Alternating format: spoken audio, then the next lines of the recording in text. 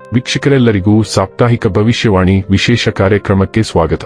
ಸ್ನೇಹಿತರೆ, ಮೇ ತಿಂಗಳ ದ್ವಿತೀಯ ವಾರದಲ್ಲಿ ಗಜಕೇಸರಿ ರಾಜಯೋಗವು ಪ್ರಭಾವಶಾಲಿಯಾಗಿರುವುದು.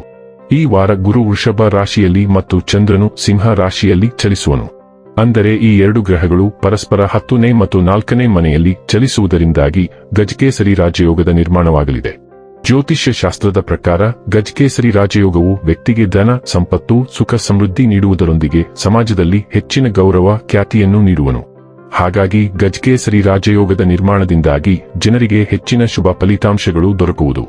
ಮೇ 5ರಿಂದ ಮೇ 11ರವರೆಗಿನ ಸಿಂಹ ರಾಶಿಯವರ ಭವಿಷ್ಯವನ್ನು ತಿಳಿದುಕೊಳ್ಳೋಣ. ಈ ವಾರ ಸಿಂಹ ರಾಶಿಯವರ ಫಲಾಫಲಗಳೇನು, ಗ್ರಹಗತಿಗಳು ಹೇಗಿರಲಿವೆ, ಕೌಟುಂಬಿಕ, ಸಾಮಾಜಿಕ ಜೀವನ ಹಾಗೂ ವ್ಯಾಪಾರ ವಹಿವಾಟು ಹೇಗೆ ನಡೆಯಲಿದೆ, ಅಲ್ಲದೆ ಯಾವೆಲ್ಲ ಸಮಸ್ಯೆಗಳು ನಿಮ್ಮನ್ನು ಈ ಸಾಪ್ತಾಹಿಕದಲ್ಲಿ ಕಾಡಲಿವೆ, ಅವುಗಳಿಗೆ ಪರಿಹಾರಗಳೇನು ಎಂಬುದನ್ನು ತಿಳಿಯಲು ಈ ವಿಡಿಯೋವನ್ನು ಸಂಪೂರ್ಣವಾಗಿ ವೀಕ್ಷಿಸಿ. ನೀವಿನ್ನೂ ನಮ್ಮ ಚಾನೆಲ್ ಸಬ್ಸ್ಕ್ರೈಬ್ ಮಾಡದೇ ಇದ್ದರೆ ಕೂಡಲೇ ನಮ್ಮ ಚಾನೆಲ್ ಸಬ್ಸ್ಕ್ರೈಬ್ ಮಾಡಿ. ಹೆಚ್ಚಿನ ವಿಡಿಯೋ ಅಪ್ಡೇಟ್ಗಾಗಿ ಪಕ್ಕದ ಬೆಲ್ ಐಕಾನ್ ಬಟನ್ ಕ್ಲಿಕ್ ಮಾಡಿ. ವಂಶ ಪಾರಂಪರ್ಯ ಜ್ಯೋತಿಷ್ಯರು ನಂಬರ್ 1 ವಶೀಕರಣ ಸ್ಪೆಷಲಿಸ್ಟ್. ವೃತ್ತಿ, ಉದ್ಯೋಗ, ಮದುವೆ, ಹಣಕಾಸಿನ ಸಮಸ್ಯೆ, ವ್ಯಾಪಾರ, ಆರೋಗ್ಯ ಸಮಸ್ಯೆಗಳಿಗೆ ಫೋನಿನ ಮೂಲಕ ಪರಿಹಾರ. ಇಂದೇ ಕರೆ ಮಾಡಿ. ಸ್ನೇಹಿತರೆ, ಸಿಂಹ ರಾಶಿಗೆ ಸೇರಿದ ಜನರಿಗೆ ಮೇ ತಿಂಗಳ ಈ ವಾರದಲ್ಲಿ ಸಣ್ಣ ಪುಟ್ಟ ಸಮಸ್ಯೆಗಳು ಎದುರಾದರೂ ಇವರು ಸಿಂಹ ರಾಶಿಗೆ ಸೇರಿದ ಜನರಿಗೆ ಸಾಕಷ್ಟು ಲಾಭದಾಯಕವಾಗಿರುವುದು. ನೀವು ಅಂದುಕೊಂಡಂತಹ ಎಲ್ಲಾ ಕೆಲಸಗಳು ಸಮಯಕ್ಕೆ ಸರಿಯಾಗಿ ಪೂರ್ಣಗೊಳ್ಳುವುದರೊಂದಿಗೆ ನೀವು ಸಾಕಷ್ಟು ಉತ್ಸಾಹದಿಂದಿರುವಿರಿ. ವಾರದ ಆರಂಭದಲ್ಲಿ ನಿಮಗೆ ಹೆಚ್ಚಿನ ಲಾಭ ದೊರಕುವ ಯೋಗವಿದೆ. ನಿಮ್ಮ ಮನೆಯಲ್ಲಿ ಈ ಮೊದಲು ಯಾವುದಾದರ ವಿಷಯಕ್ಕೆ ಸಂಬಂಧಿಸಿದಂತೆ ತಪ್ಪು ತಿಳುವಳಿಕೆ ಉಂಟಾಗಿದ್ದರೆ ಈ ವಾರ ಅವೆಲ್ಲವೂ ದೂರವಾಗುವುದು. ಜೊತೆಗೆ ಕೆಲಸವನ್ನು ಮಾಡುವ ಜನರು ಬಡ್ತಿಯನ್ನು ಈ ವಾರ ಪಡೆಯುವ ಸಂಭವವಿದೆ.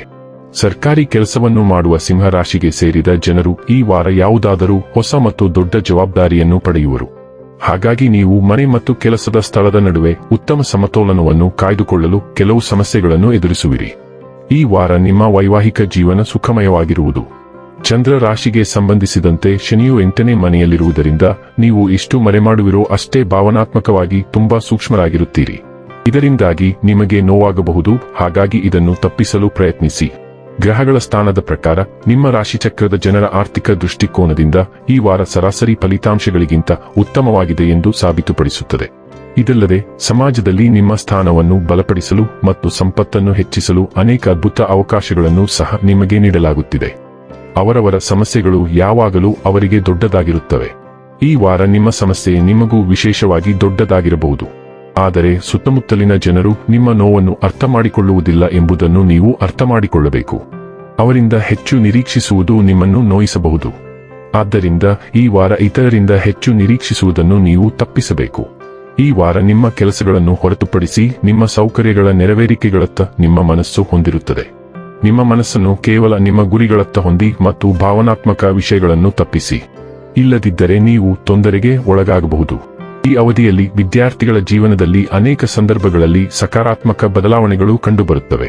ನೀವು ಸ್ಪರ್ಧಾತ್ಮಕ ಪರೀಕ್ಷೆಗೆ ತಯಾರಿ ನಡೆಸುತ್ತಿದ್ದರೆ ಈ ಸಮಯವು ಅದಕ್ಕೆ ಉತ್ತಮವಾಗಿದೆ. ಏಕೆಂದರೆ ಈ ಸಮಯದಲ್ಲಿ ನಿಮ್ಮ ರಾಶಿಚಕ್ರವು ಅನೇಕ ಗ್ರಹಗಳಿಂದ ಆಶೀರ್ವದಿಸಲ್ಪಡುತ್ತದೆ. ಇದರಿಂದಾಗಿ ನೀವು ಉತ್ತಮ ಯಶಸ್ಸನ್ನು ಪಡೆಯುತ್ತೀರಿ. ಸಿಂಹ ರಾಶಿಯ ಸೂರ್ಯ, ಚಂದ್ರ ಮತ್ತು ಉದಯ ರಾಶಿಯವರು ಮಹತ್ವಾಕಾಂಕ್ಷೆಯುಳ್ಳವರು ಮತ್ತು ಕ್ರಿಯಾಶೀಲರಾಗಿರುತ್ತಾರೆ. ಏಕೆಂದರೆ ಅವರ ಸಂಚಾರವು ಅವರಿಗೆ ಅನುಕೂಲಕರವಾಗಿರುತ್ತದೆ. ಶುಕ್ರ ಮತ್ತು ಬುಧ ಇಬ್ಬರೂ ನಿಮ್ಮ ಉನ್ನತ ಶಿಕ್ಷಣ ಮತ್ತು ಪ್ರಯಾಣದ 9ನೇ ಮನೆಯಲ್ಲಿರುವುದರಿಂದ ನೀವು ಹೊಸ ಜ್ಞಾನವನ್ನು ಪಡೆಯಲು ಅಥವಾ ಇತರ ಸಂಸ್ಕೃತಿಗಳಿಗೆ ಪ್ರಯಾಣಿಸಲು ಒಲವು ತೋರುತ್ತೀರಿ.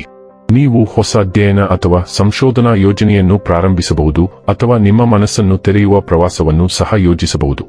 ಈ ಎರಡು ಗ್ರಹಗಳ ಜೋಡಣೆಯು ಬೌದ್ಧಿಕ ಕುತೂಹಲ ಮತ್ತು ಪ್ರಾಯೋಗಿಕ ಒಳನೋಟದ ಸಾಮರಸ್ಯದ ಮಿಶ್ರಣವನ್ನು ತರುತ್ತದೆ. ಇದು ಬೆಳವಣಿಗೆಗೆ ಹೊಸ ಅವಕಾಶಗಳಿಗೆ ಕಾರಣವಾಗಬಹುದು.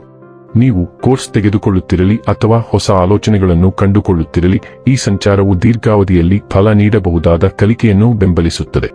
ಇನ್ನು ಕೊನೆಯದಾಗಿ ಮಾಡಿಕೊಳ್ಳಬೇಕಾದ ಉಪಾಯಗಳ ಕುರಿತು ನೋಡುವುದಾದರೆ ಪ್ರತಿದಿನ ಆದಿತ್ಯ ಹೃದಯಂ ಎಂಬ ಪ್ರಾಚೀನ ಗ್ರಂಥವನ್ನು ಪಠಿಸಿ. ವೀಕ್ಷಕರೇ, ಇದಾಗಿತ್ತು ಸಿಂಹ ರಾಶಿಯ ಜಾತಕದವರ ಮೇ 5ರಿಂದ ಮೇ 11ರವರೆಗಿನ ಫಲದ ಮಾಹಿತಿ ಇಷ್ಟವಾದರೆ ವಿಡಿಯೋವನ್ನು ಲೈಕ್ ಮತ್ತು ಶೇರ್ ಮಾಡಿ. ಹಾಗೆ ಚಾನೆಲ್ ಸಬ್ಸ್ಕ್ರೈಬ್ ಮಾಡುವುದರ ಜೊತೆಗೆ ನಿರಂತರ ವಿಡಿಯೋ ಅಪ್ಡೇಟ್ಸ್ಗಳಿಗಾಗಿ ಪಕ್ಕದ ಬೆಲ್ ಐಕಾನ್ ಕ್ಲಿಕ್ ಮಾಡಿ.